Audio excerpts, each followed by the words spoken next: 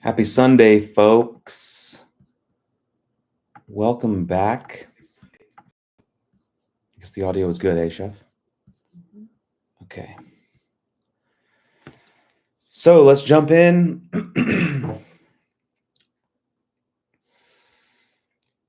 We have reached a checkpoint in terms of having our sessions be theory focused, although there will still be theory heavy. Today represents transitioning into practical focus. And let's get into it. Precious human life, may we make the most of it.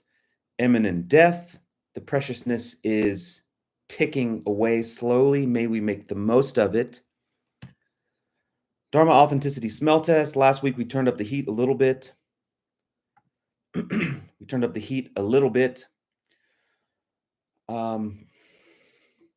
As we were attempting to evaluate ourselves in terms of how we're relating to the essential drives that are kind of pushing us around. And so for 10 weeks prior to last week, or I don't remember how often this slide has been in the presentation, but for as long as this slide has been in the presentation, point 5 of the authenticity smell test has been on this slide.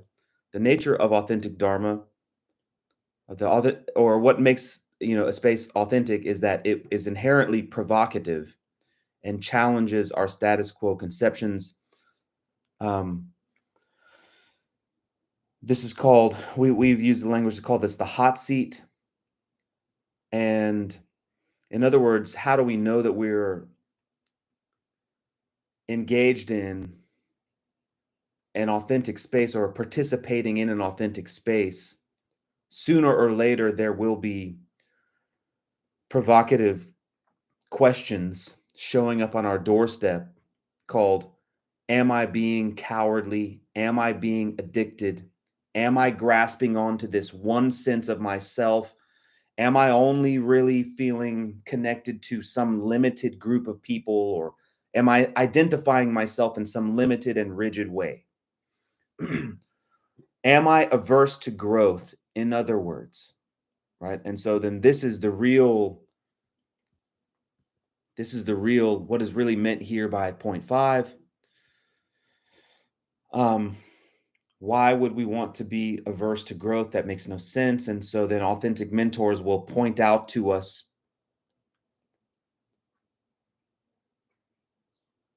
potential spaces where we're grasping onto something rigid, and therefore will point out to us opportunities to grow. We've been talking for weeks about understanding the stages of the path, really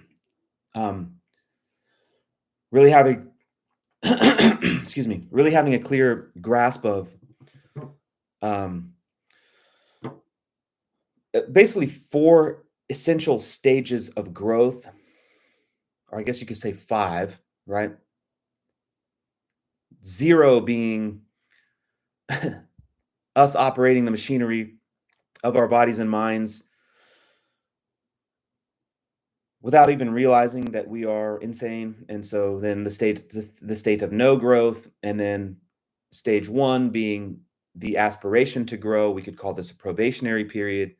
Stage 2 can you turn on the AC? I'm sorry. Sorry, folks. In the sunroom, it's a little warm. So, state of no growth, not even knowing that we're insane. Obviously, I have no idea who I am, why I'm here, where I'm going, and I don't even know that I don't know that. We'll touch that later.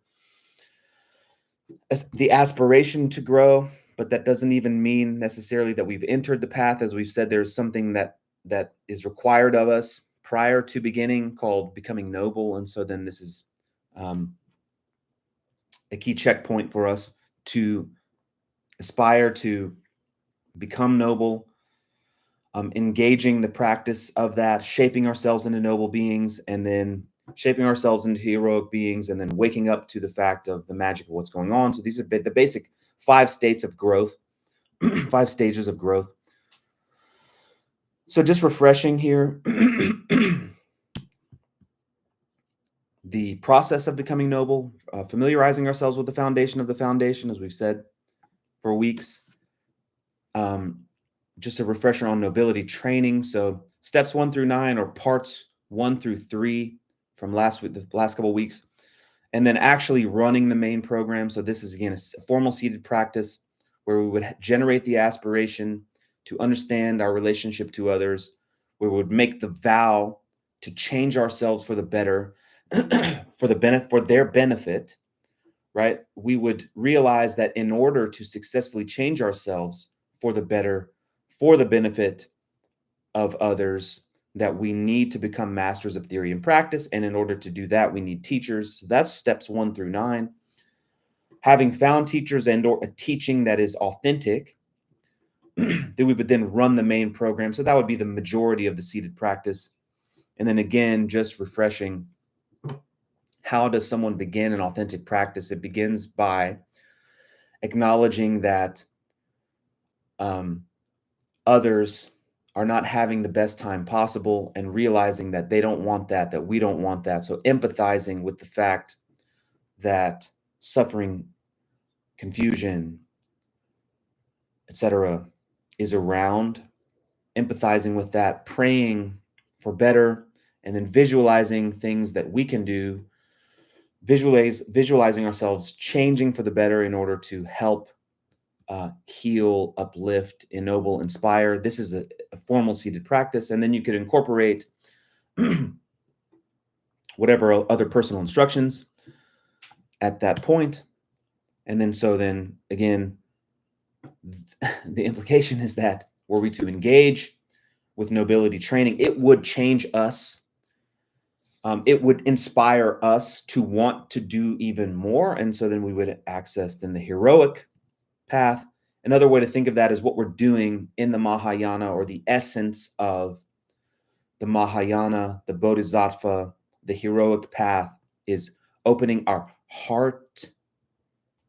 In other words, creating our soul. In other words, identifying with others. These are synonyms, right? In other words, so that's why we've done the slides like this.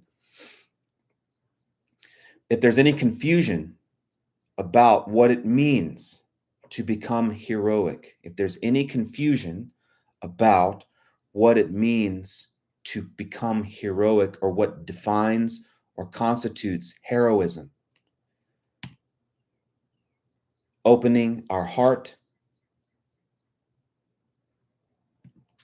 creating ourselves a soul, becoming a soul, opening our heart, becoming a soul. In other words, identifying with others, right? And if you think about if we think about in common sense terms, in common sense, basic Western terms, what is in the heart is either, you either have like the Grinch's heart, or like there's a concept of the size of a heart, and we associate heart, lion heart, or like Grinch heart, right? There's some character,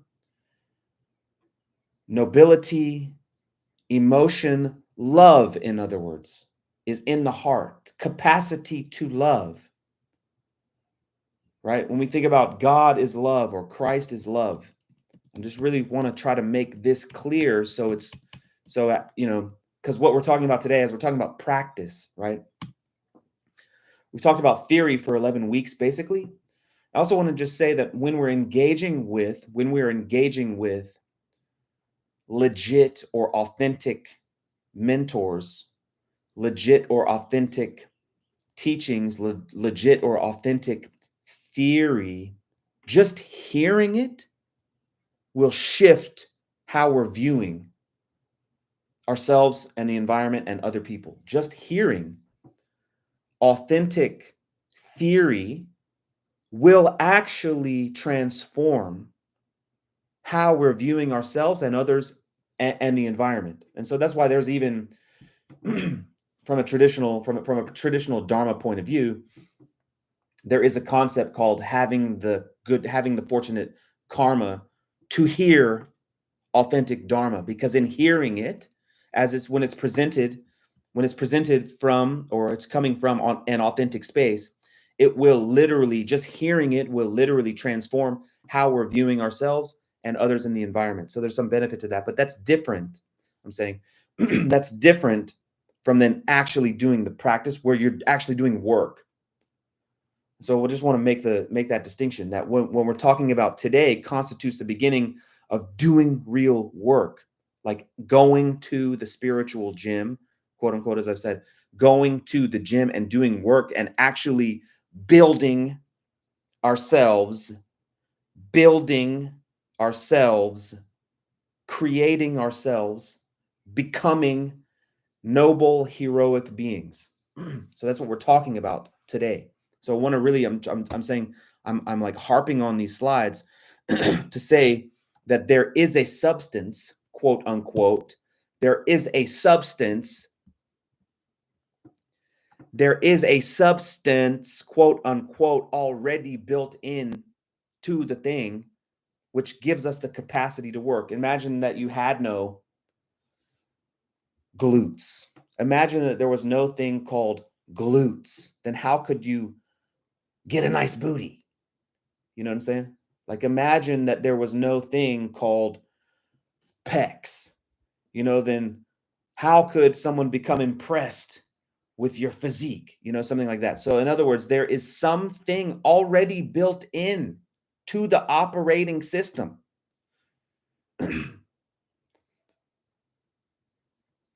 A Buddha, a Christ will say, we're optimally positioned.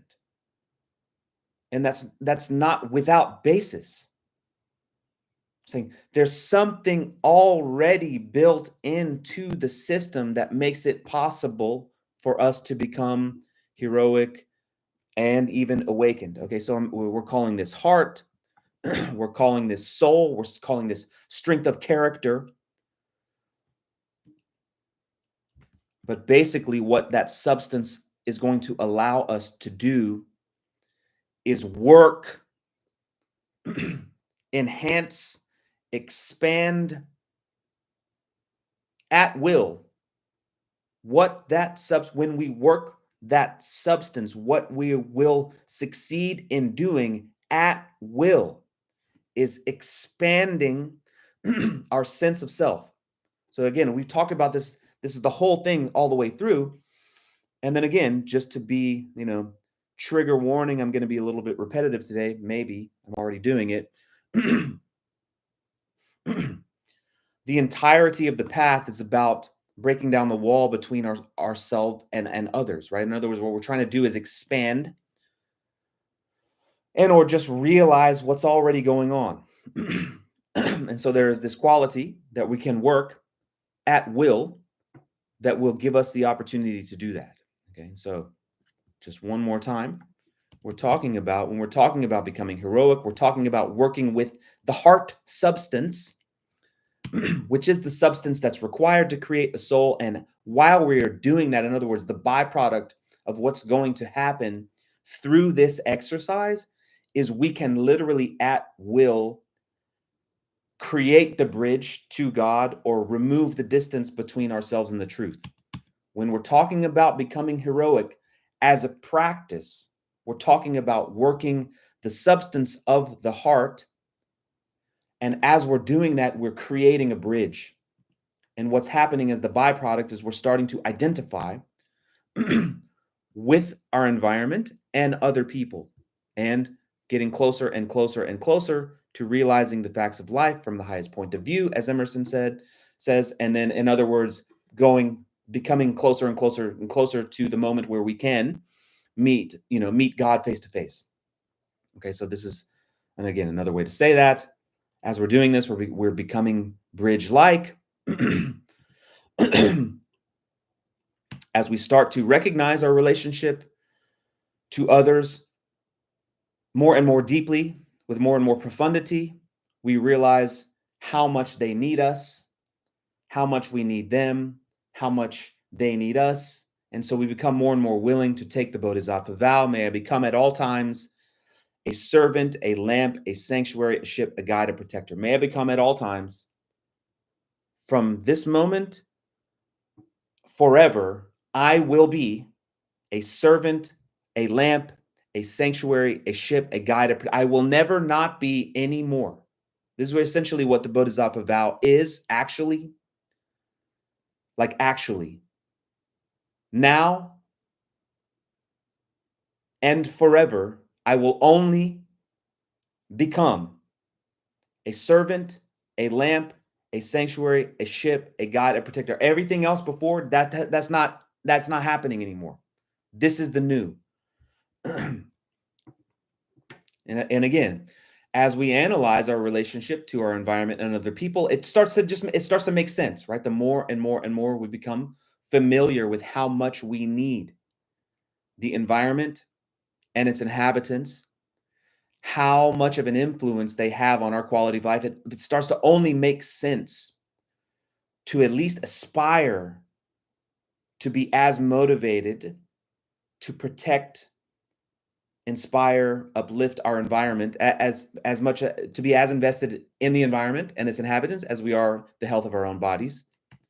That makes sense. Okay, and so let's get in now to the actual practice. And so when we say practice, we're also simultaneously saying this is like a hardcore invite, like, or coming back to Atisha. I, the Yogi Baker, can produce cakes at will. If you would like to experience the most meaningful, beautiful life possible, please do the practice, right? Atisha, I, the yogi, have done just this. You who seek liberation, right? It's like, when we hear that word, basically what they're saying is, if you would like to have experience, if you would like to experience the most meaningful, profound life possible, just follow the recipe. And so the 4 Cornerstones is essentially the recipe, like hyper distilled. We're calling it bridge building. I've kind of beat the dead horse. And so the 4 Cornerstones, what are the 4 Cornerstones? Centering, thanking, forgiving, and the byproduct of that is creating. So centering, thanking, forgiving, and the byproduct, creating. In other words, as we're centering, as we're learning to center, learning to thank, learning to forgive, we're literally becoming different beings. So we're creating ourselves through centering, thanking, and forgiving. In other words, there is no change actually. We may have the good fortune to hear the Dharma and shift view, and this may have some effect. But if we really, really, really, really, really want to change the habit, to reformat the habit, in other words, to actually have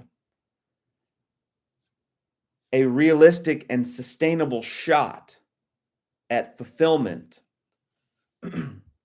we have to create ourselves into a different type of being. And without forgiving, that's impossible. Without thanking, forgiving is impossible. And without centering, thanking, and forgiving are both impossible. In other words, so this is the foundational practice that's aimed at reformatting our habit of viewing ourselves as unique, isolated phenomena, like at the habitual, reflexive, instinctual level. Right? So in other words, what we're talking about is heroic recreation. We've heard this word. You've probably heard the word Leela, play. This is the play. This is the type of play that heroic, noble beings engage in. The type of play that noble, heroic beings engage in is this process, what we're calling heroic recreation. Is the process of giving birth to more expanded or evolved versions of ourselves. We're trying to continually give birth into a more expansive and evolved version of ourselves until you can't do it anymore, right? So we literally transform into new beings. We literally recreate ourselves as we learn to center, thank, and forgive. We literally recreate ourselves through the process we're going to discuss right now. The play that heroic noble beings engage in is called this. It's been called this in other words. We're calling it this because we're trying to be relatable to the modern mindset. So again, we've gone over for weeks and weeks and weeks and weeks and weeks that the path is a recipe, and so we don't have to reinvent the wheel. We can test it and see if this stuff works. So this is also a recipe, right? So we can think of centering, thanking, and forgiving. You can think of them as propulsion systems. Okay, and then again, in steps in order. Think about like a rocket going to space. Like there's one phase of the launch that is impossible. Like you wouldn't do it as soon as you launch because the whole thing would explode, right? And so, in other words, forgiving is the last phase of the launch, right? And thanking is the second phase, and centering is the first phase. These are propulsion systems. We can think of ourselves as traveling to a different version of ourselves is another way to think of that. And that's why also they use the idea of vehicles, right? At the turnings of the wheel as vehicles. We're going somewhere else. We're becoming something else. And each stage has a propulsion system associated with it, okay? And so another way to think of this is we cannot generate the force of thanking without having generated the force of centering. And we cannot generate the force of forgiving without having generated the force of thanking. Another way to think of these as their tickets, their admission. We're earning admission into deeper levels of maturity. So let me just read the slide just to make sure I didn't miss something. The more centered we become, the more thankful we can become. In other words, if you've ever tried to have a gratitude practice, maybe it lasted like 30 seconds because your mind's going all over the place, right? And like the intensity, the potency, when the word concentration is used in a traditional context, they're not talking about just the capacity to look at something, an object, or even awareness or whatever it is, the object of focus, not just that you can do that, but how intensely, how concentrated, how potent, right? So how centered, how immovable, right? And so if you could think of that, right? Think about having both the ability to maintain focus, but then there's a degree of focus, right? Like focus as a quantitative component as well. Like maximum focus for maximum duration, you could call that centering. And then imagine that you wanted to have a gratitude practice, but it was like hyper that, right? It would be super emotional and you would become like whatever. Okay, so this is the idea. Right? This is the basic idea. The more centered we become, the more thankful we can become. And then the more thankful we can become. And think about when you've had a gratitude practice or whatever, right? Like as we're actually cultivating thankfulness, thanking, right? Like the heart substance grows. And so then our willingness to let go also grows. As the heart substance grows, our ability to surrender grows. In other words, our ability to let go. In other words, our ability damn it, a word is escaping me. Sorry. I've been talking for 21 minutes, just water.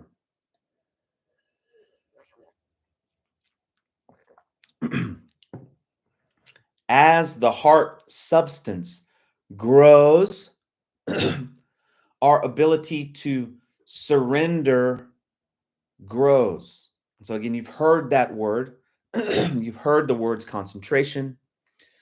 You've heard the word surrender in various places. And these are not just words. They're not just theories. It's actual mechanical substance. It's actual, there is a mechanism at play, and there are literal there's machinery and materials. There's materials and machinery at play. Or this is, again, from an alchemical point of view, there's machinery at play that's using certain materials. And so as we are refining, centering as a substance that empowers us to produce thanking and refine thanking as a substance. And then as we have refined thanking as a substance, we can produce forgiveness as a substance. And as we're starting to work with forgiveness as a substance, we will literally be more willing to surrender. In other words, to let go. In other words, to get rid of, to eradicate all negative, etc., conceptions, addictions, afflictions. They will go, resentment, all of the negative afflictions, addictions, resent, anger, etc. You let go of it. And as we produce and refine forgiveness as an alchemical substance, we become more formidable, because nothing shakes us. Nothing will break us down. Nothing can shake us. There's no barrier that we cannot cross. There's no one with whom we will not at least be willing to sit down at a table, and at least the friendliness will, emanate from our direction anyway. So the more formidable we become, the more willing we are to identify with others. And that's what the whole game is about. Again, from a practical point of view, what we're going to go as we start to understand the practice itself. From a practical point of view, the entire game, path, recreation, play is to identify with others as instinctually and reflexively as we identify with our own hand. In other words, when we sense suffering somewhere, are we at least alerted to it with the same degree of intensity and immediacy? And do we reflexively go into problem solving, having been alerted? When it falls on the radar, do we reflexively go into problem solving mode in the same way that I do hand on stove off? When I observe, when I look at the environment, my environment, how expansive is that? How sensitive to the environment am I?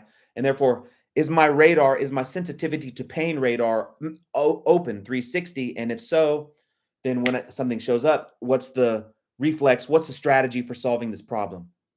Right? In other words, okay. So that's the game that we're trying to play.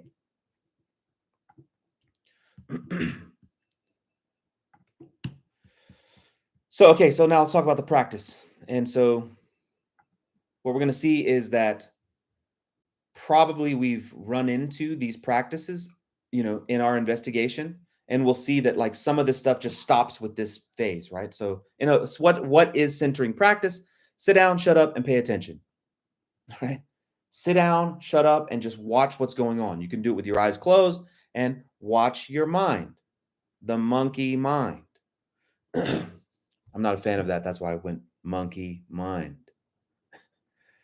Anyway, so you can just sit and observe and like notice how difficult that is, and then notice all the things that are going on. Or in an ideal in an ideal situation, you're trying to focus on one thing so that you can cultivate the capacity to focus, as well as the quantitative component of focus, like hyperfixation on something, right? Hyper familiar with something, with an object.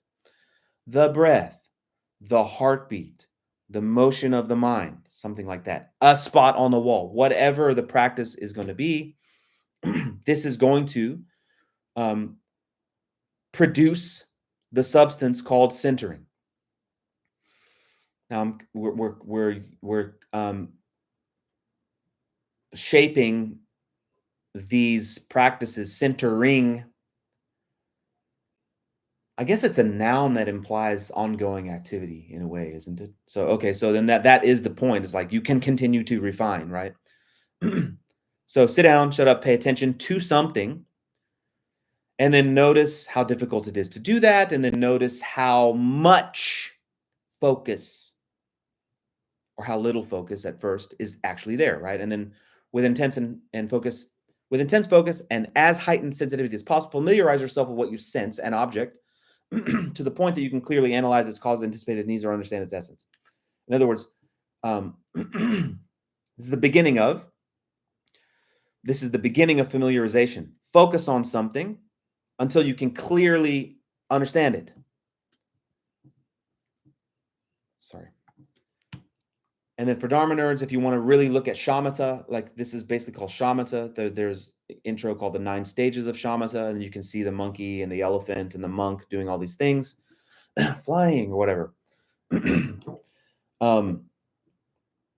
you'll notice that, anyway, centering, basically paying attention to stuff is like, for certain schools of thought, is like the whole game, basically, right? And you can pay attention to the subtlest part of your mind or something. Like there's varying schools of thought, even traditional schools of thought, for which this practice is the only thing going on. Pay attention to, look for yourself, analyze the thing, whatever.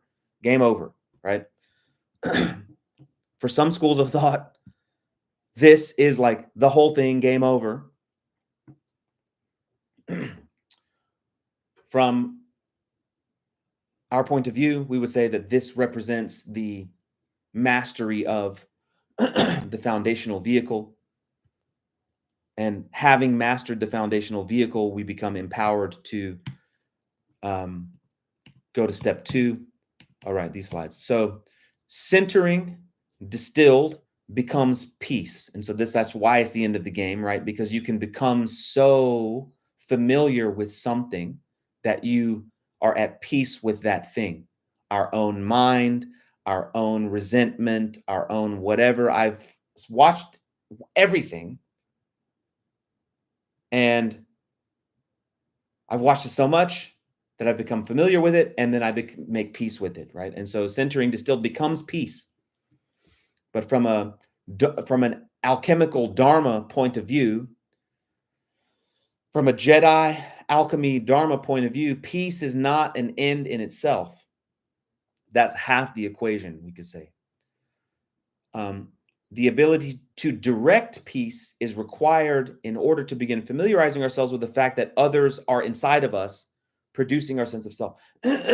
So from a Jedi, heroic, alchemical Dharma point of view, our capacity to create peace is what's required in order to become Buddhas, or actually in order to become Christ, or in order to wake up. So we're going to take that peace and direct it somewhere. Peace is required in order to successfully incorporate others into our sense of self. In other words, to acknowledge what's actually going on.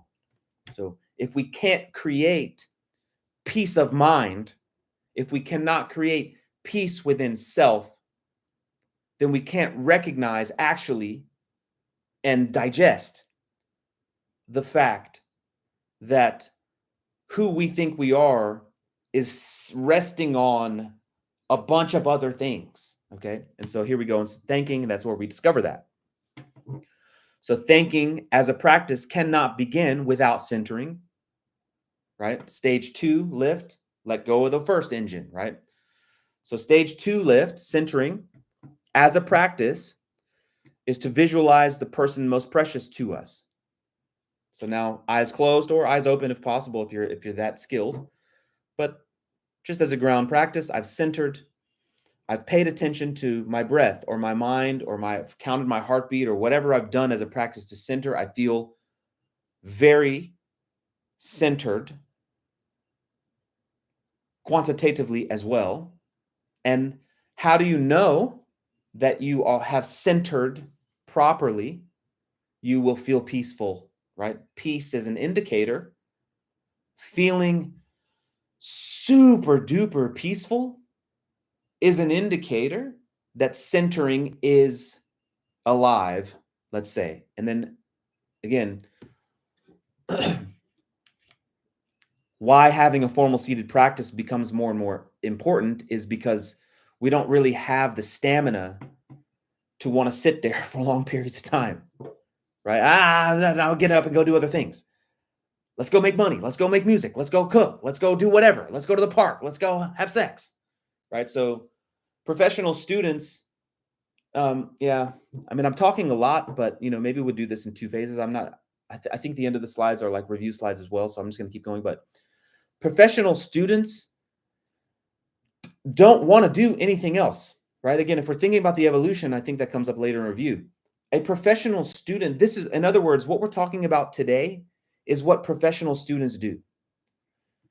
So it's not like I'm a part-time student, right? I'm a PhD and I'm in school or what, like all the time or whatever, like that's the idea of what we're talking about. This is professional practice. So having a formal seated practice or like doing practice all the time is what professional students do. And so if we don't have the stamina to do that, like feeling peaceful is where people will tap out and end, for example, until we develop the capacity to create the quantitative component of focus.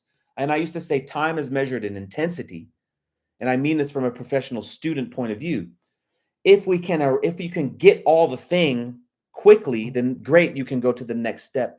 And if you can do that quickly, then great, you can go to the next step. So what we're trying to do basically is like go to the gym, do PR with no warm up, and so thankfully, because our minds or the heart substance is not as limited as the body, we can become that adept where someone could go into 100 level sense of peace. Great. Now I can go into 100 level sense of thinking and so on. So again, but stages. What we're trying to do is develop the stamina to be able to do all these practices in one sitting is the idea. So centering is phase 1. Thanking becomes phase 2, engine. Right? So we're visualizing the person most precious to us with like vividly visualizing and then vividly using that person as the object of centering. And then we're visualizing again we're visualizing expressing ourselves to that person with total sincerity. And then again, like just notice that, like already how difficult that practice can be. How vividly can you envision the person most precious to you? And what degree, again, a quantitative amount of sincerity. How sincere can you be?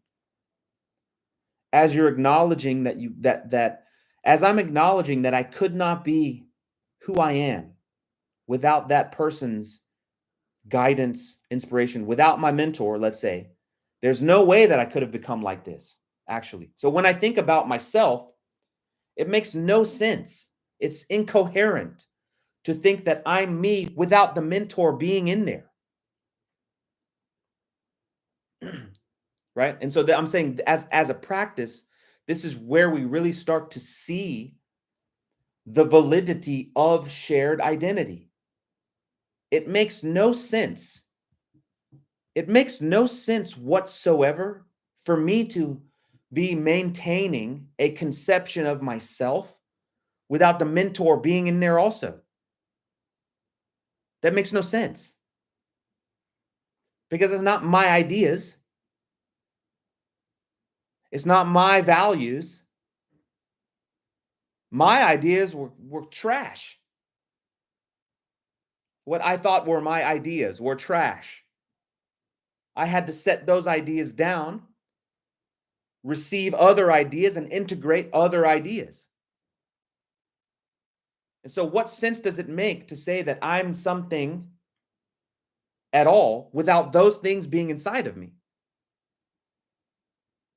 And so, in other words, what we're recognizing here and digesting here, in other words, checkpoint, successful incorporation of someone over there as the most essential, influential, the best part of me.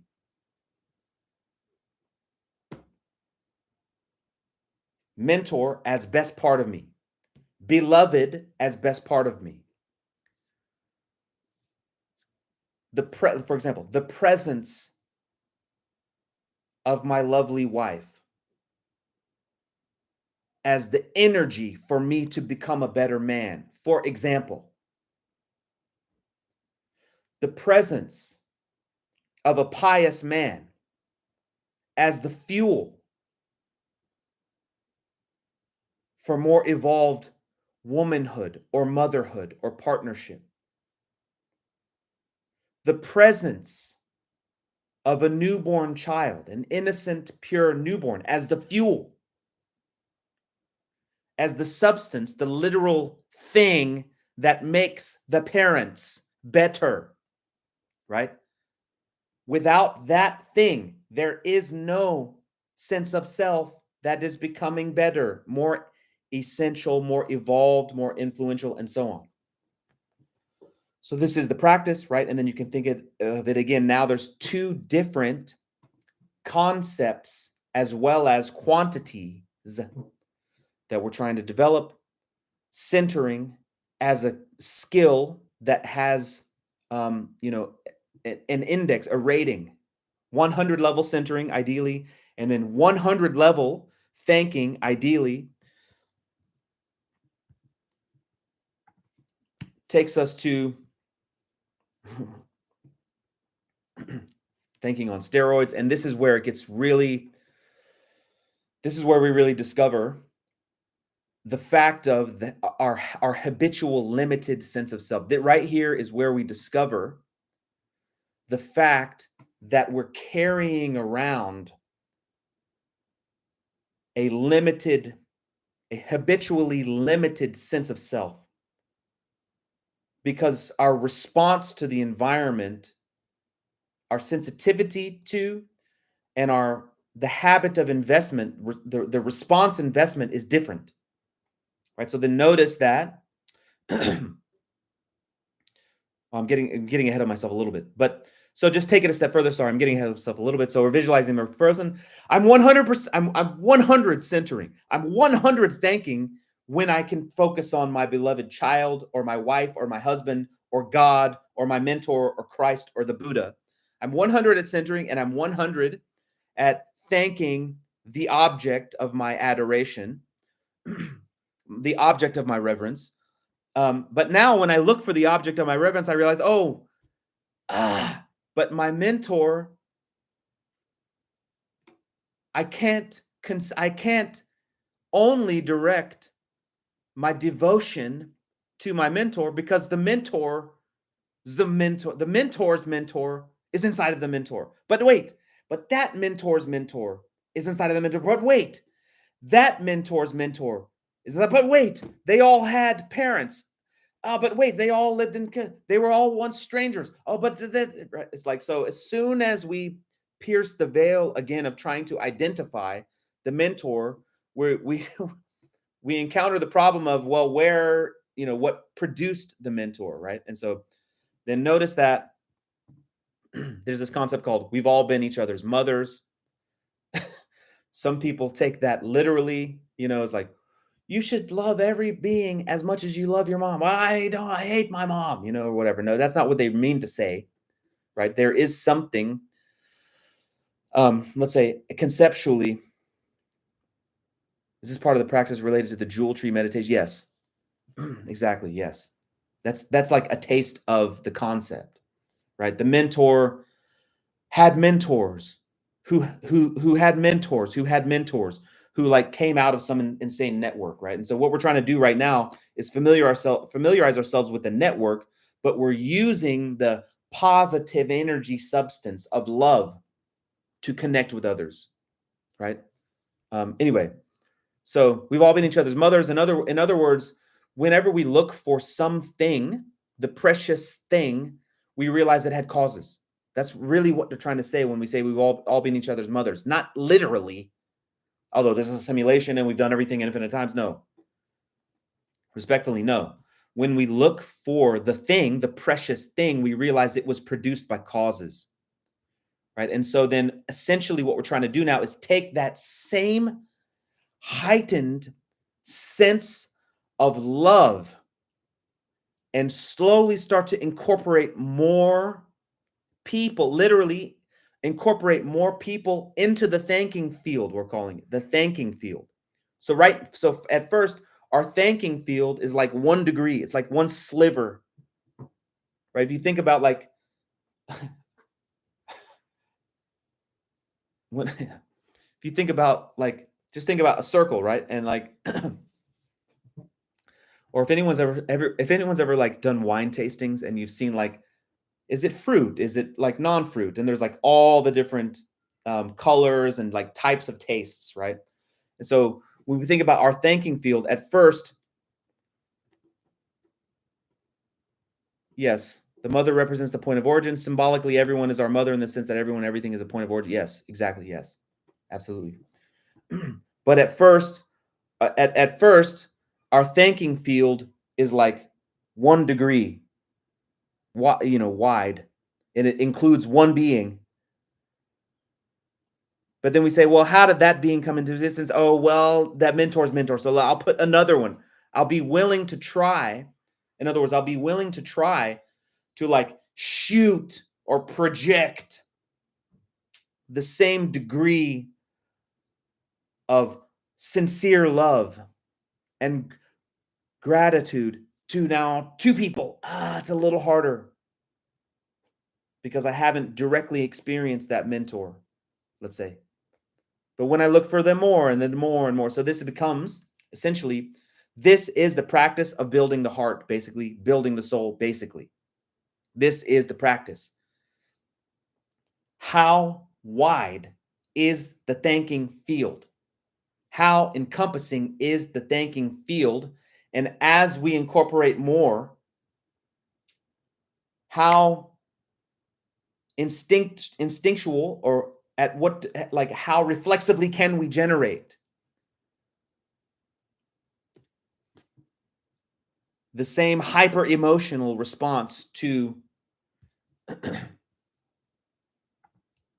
more people? And so then again, craving, grasping, and aversion, this is what we realize when we're doing this practice. What we realize is that actually we're holding on to we're willing to identify with these people, but this other people, I'm not willing to identify with them yet. All right, so walls are up. Notice if we're doing this practice, how much more difficult it becomes to incorporate strangers, let alone enemies, right? I can start to do it with strangers, but that person that I do have the thing with, that I have to be I don't want that. I'm not going to send a thanking to them or something, right? So notice that.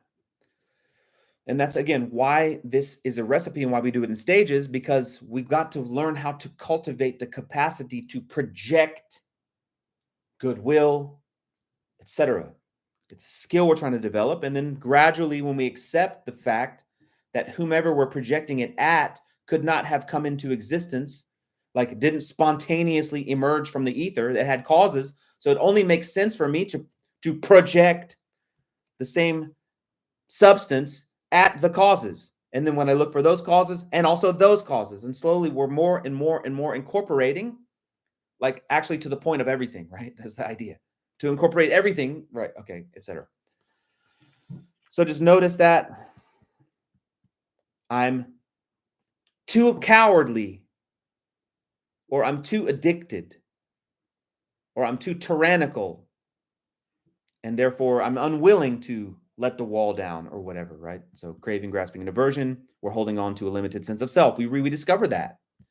And we can work directly against it through this practice. How did the beloved come to exist? Therefore, it makes sense for me to include those people into the thing. How did those people come to exist? Therefore, it makes sense for me to include those people into the thing, right?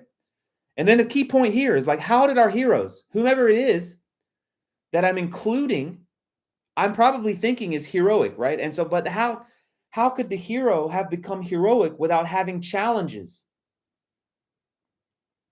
or antagonizers? Actually, if I'm really being serious, if I'm really being serious about this, it only makes sense for me to include whomever was the most antagonistic person to the hero, to my hero.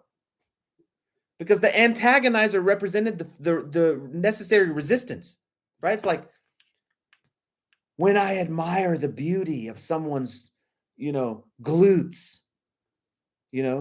like I should also, actually, that makes no sense. I should admire the beauty of the rack, the bar, right? Like why doesn't that come into the appreciation, like my capacity, my willingness, my instinctual reflex to appreciate the beauty of the booty? Like I should also include the bar and like however many racks or what are they called? Plates. That should also be in there. And like gravity should be in there. You know what I'm saying? And like the building, the floor of the building should be in there. And like whoever the entrepreneur of Crunch Fitness, right? And like whoever created the fitness industry, like all that, it makes no sense to appreciate the effect. In other words, it makes no sense to see the world as divided like that. This is the entire point of everything. It makes no sense to get obsessed with the effect. Okay, so anyway, so if we're really serious about doing this, then I've got to include Joe Biden. I've got to include Donald Trump or whomever we're experiencing, whomever we would picture as being the most radically opposed to our hero. That's probably whom we should include as well. Right? But notice the resistance to doing that. I'm saying that is the basic insanity. This is us smacking ourselves in the face with basic insanity. It makes no sense. Heroes require resistance, and therefore, when I'm attempting to show my utmost reverence and devotion to my hero, I should obviously include whomever was the most radically opposed to that person. That is the way to practice opening the heart. And obviously, that's why we need forgiveness as the icing on the cake. Anyway, notice our unwillingness to acknowledge. Also, when we're like, I don't rock with this person. Do we share the same Buddhist anatomy? Meaning their hopes and fears are the same as our own. Meaning their inner divinity is the same as our own. Meaning they don't want to suffer. I don't want to suffer. So, but we're not the same. But I don't know what's going on, right? So anyway, heroes are trying to seek out their own aversions. Really, what I'm most averse to is trying to show my love being invested in antagonizers. This is really the thing I'm most averse to anyway. Thanking distilled becomes love. So obviously I can love the beloved, but how much can I love whomever has antagonized the beloved? In other words, love as feeling motivated to protect, educate, and inspire. That's what it means, right? Or from a traditional point of view, love means the capacity to send blessings, send well-wishing. That's all we mean by love. It doesn't mean to go act and do something. It means becoming motivated. I'm interested in protecting and inspiring and educating whomever was the antagonizer. Anyway, okay, so I'm getting ahead of myself. Sorry. I'm going to keep going here, folks. So again, now we're realizing we're disconnected from the truth of our connection to each other. Or in other words, why am I not reflexively motivated to protect, inspire, and educate whomever was the cause of whatever it is that I identify with or identify as, or whomever was the cause of my beloved? It only makes sense for me to be equally invested in however the hell that came. Okay, so anyway, so whatever. So now we're running into, if we're becoming professional students, we're realizing, I'm even running into limitations of my own practice and myself, and So, and again, notice this is going in stages, right? Notice that if we were hyper-centered, hyper-thankful, it would be much easier. We could start, and also it's easier to forgive myself as a starting point. Centering, thanking. Let me remember how much my environment and its inhabitants need me to be heroic, right? Every time I go into the world, I'm potentially the stranger that's making someone's day or making someone's day terrible, right? Every time I meet someone in the world, I'm either reinforcing a positive image of humanity or I'm doing the opposite, right? Now, is it going to be better for us if strangers have a generally positive view of humanity or the opposite? So I'm literally creating the environment I want to experience moment by moment through every single interaction. I'm either reinforcing a positive view of humanity or I'm not. I'm either poisoning the environment or I'm not. I'm healing the environment every single interaction, remembering that I need to do that. Okay, so let me forgive myself for not living up to my own vows, for not being more resilient, for not being more inspiring, etc. Let me analyze where I'm mistaken. Let me get up and keep going. Now, my capacity to do that will depend on my skill at centering and thanking.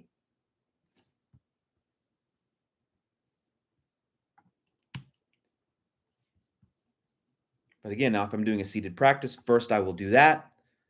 And then I will try to understand what is the actual basis for forgiveness. Right? And notice that, and I have to use my own experience first. Notice that mostly when we've done something, when we've made a mistake, it wasn't our intention to do that. Right? Had we known better, we would have performed better. Right? So the number one basis for forgiving others is that probably others are well-intended. Probably. Right? The majority of mistakes were actually well-intended, but ill executed. And so that's a basis for me to forgive other people, because actually most of the time when I have hurt other people, actually it didn't mean that. And so that's the basis, my own experience. We share anatomy, hopes and fears, inner divinity. It's probably the case that when others make mistakes, they didn't mean that. And had they known better, they would have performed better. So that's the first basis for me to forgive others. The second is I can analyze my own experience, and I can see that actually when I had malicious intent, when I hurt someone else on purpose, it was because I was in pain. Notice that when you feel great, when you're super healthy in mind and body, notice what the byproduct of being super healthy in mind and body is. You have no malicious intent. And so that's why there's this saying, hurt people, right? So the second basis for forgiveness, therefore, is that if someone's being malicious, they're definitely having a bad time.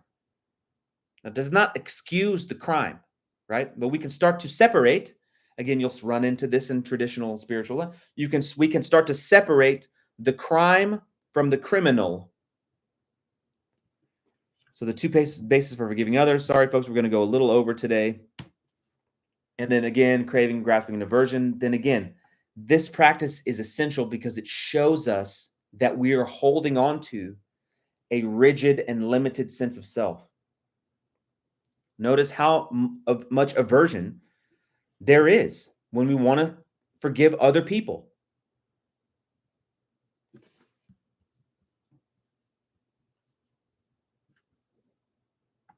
Right? That's pretty obvious, but then I'll also notice that we don't want to do it. Right? But we forgot, we're not considering that there may be a basis, logic for the practice of forgiveness. And also, we definitely don't want to do it if we're just trying to go from zero to forgiveness, right? Which is why we don't do it.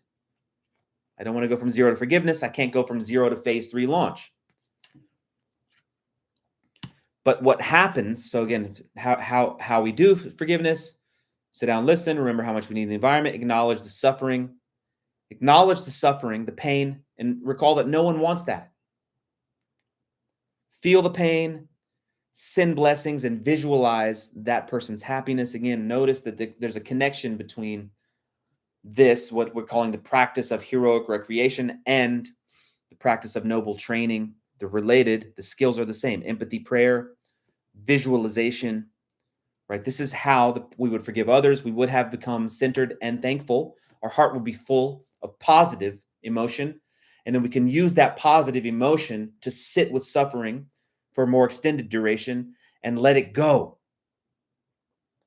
We become hyper-centered. We become full of love.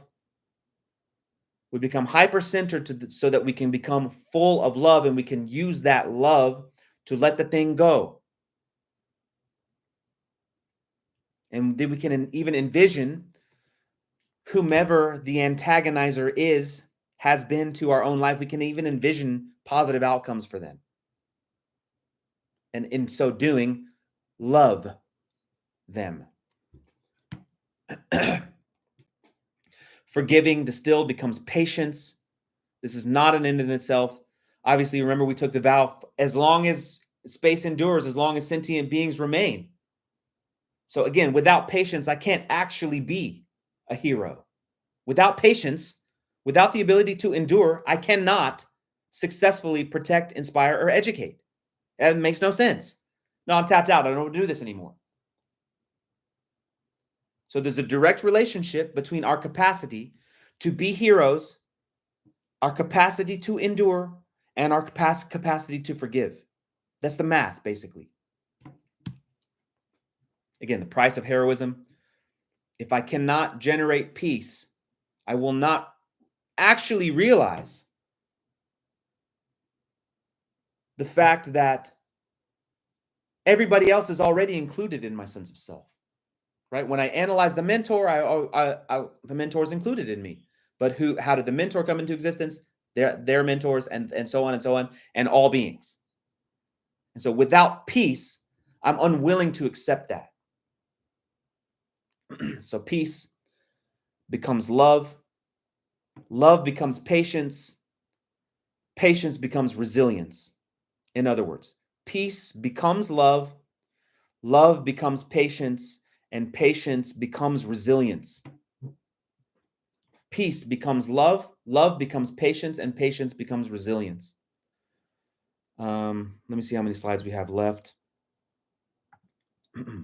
Peace becomes love. Peace is not an end in itself. Love is not an end in itself. Love becomes patience. Patience becomes resilience. Then we're making progress. Then as we become resilient, we're starting to build that bridge for real, for real. If we want to have any shot at direct communion with the truth, we got to build the bridge. Therefore, we do it in reverse. So I need to become resilient, which means I need to become patient, which means I need to become loving, but then I've got to become peaceful, and I have to learn how to build that in-seated practice.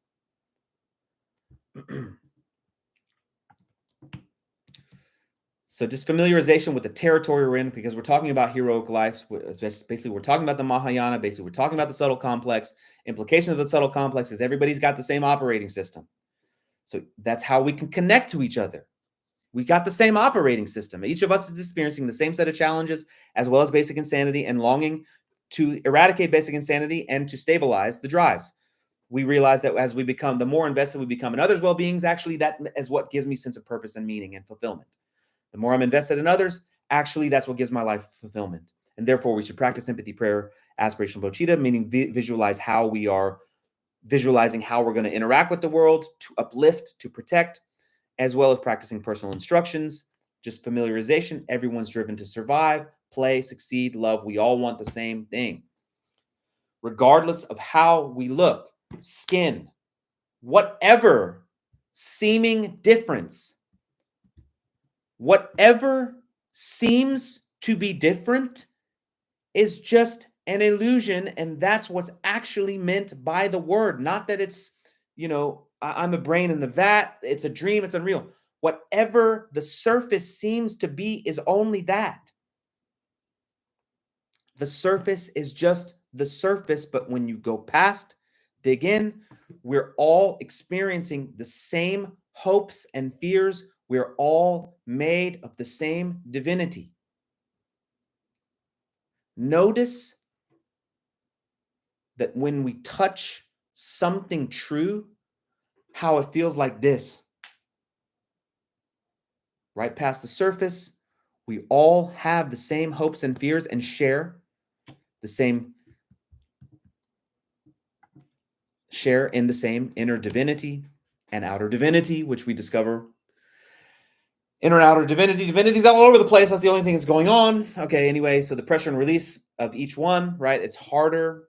No amount of satiation eradicates the basic insanity. There's two different problem sets.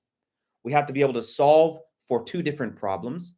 But familiarization with the Symphony of Seven helps us relate to others because we're starting to see the most immediate, tangible type of suffering. Anyway, so noble beings start to realize this. Again, just familiarization with basic. We think we're the drives. Right? I think I'm my body. I don't realize my body's a machine that I'm operating. I think I'm my mind. I don't realize my mind is a machine I'm operating. So again, familiarization with anatomy will remind us of those things, that there is some sovereignty that is operating machinery. And so we think we're the drives or the body of the thing or the whatever, or we think we're the characters that we use to satisfy our drives. We really think we're one way. I'm really like this. And that's just because we've become familiar with satiating a certain cycle using that, right? Or we feel most stable there, right? Archetypes are configurations of stability. In other words, archetypes are the labels that represent the way we attempt to satisfy the drives. There's guardians or cowards at survival. There's performers or addicts at play. There's luminaries or tyrants at success. Benefactors or antagonists at companionship. Pioneers or maniacs at genius. And two types of saints that are running around. If we have the, good fortune to meet one. Each drive is placing more and more pressure on us. In other words, there's more pressure to cultivate ourselves to become the type of friend that can actually give something to others that's helpful, right? And then there is for us to go to buy pizza, right? Just want to make the point. Make the point. Notice the difference in pressure for me to actually become, let's say, for example, to become truly a great spouse or business partner, to become a friend and remain a friend. Think about how much pressure, work on oneself is required in order to become that, to satisfy that, versus buying pizza.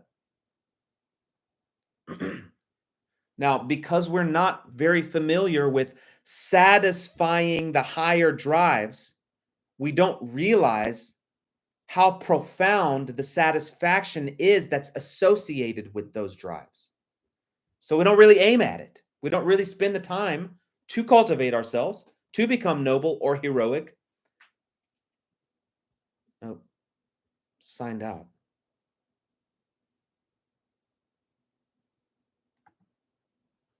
Signed out. Saying signed out. I don't know. Still going? Yeah.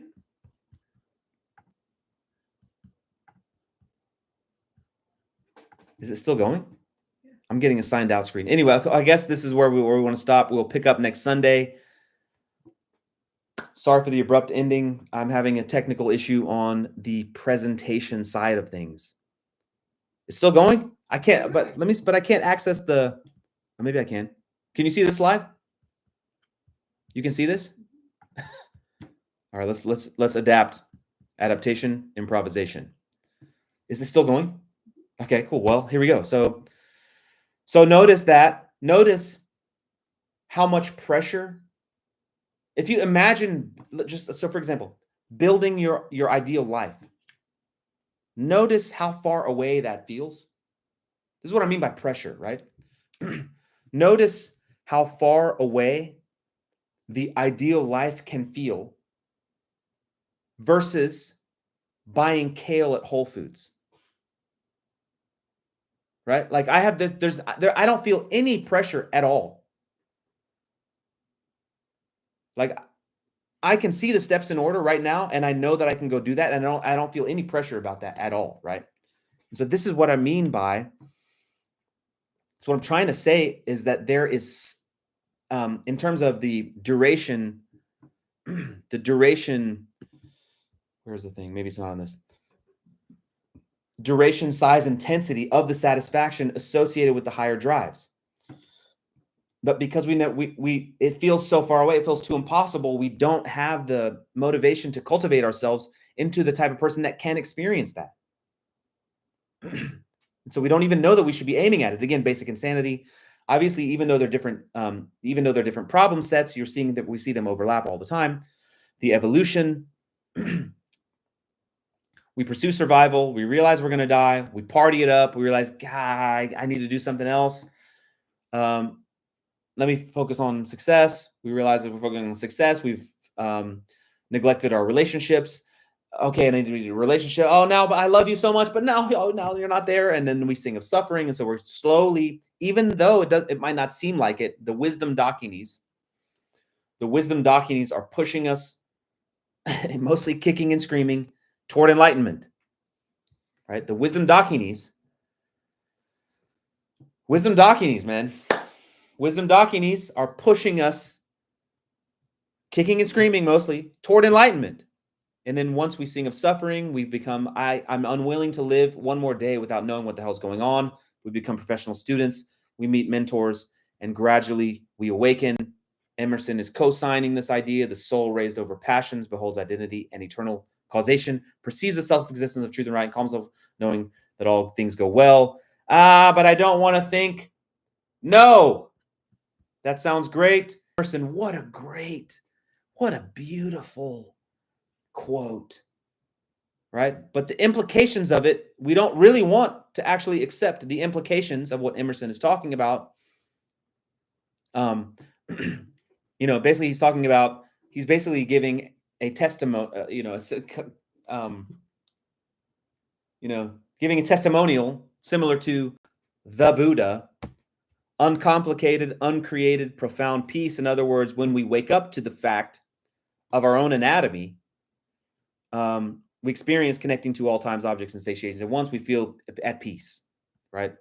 Obviously, the implications of what Emerson is talking about, that we don't want, I've never been anywhere else. I will never be anywhere else other than at peace and at home with my family. They're definitely not at peace with themselves and with each other, but that doesn't mean that I can't be a force for peace, right? And then obviously we're not acting like that because we haven't experienced it. And so then what we realize again is that there's something in the way. And so we should practice, right? And then if you're practicing properly, stewardship, how do we know we're practicing properly? The byproduct of effective practice, legit, authentic practice, is that we become more and more invested in the well-being of our environment and its inhabitants. Atisha, I, the yogi, have practiced just that. You who seek liberation, please cultivate yourself the same way. Happy Sunday, folks. We'll see you next week. Thanks for bearing with the technical difficulty. I don't really even know what is happening, folks, on this stuff. But I'm going to end the slide now. LFG. See you next week.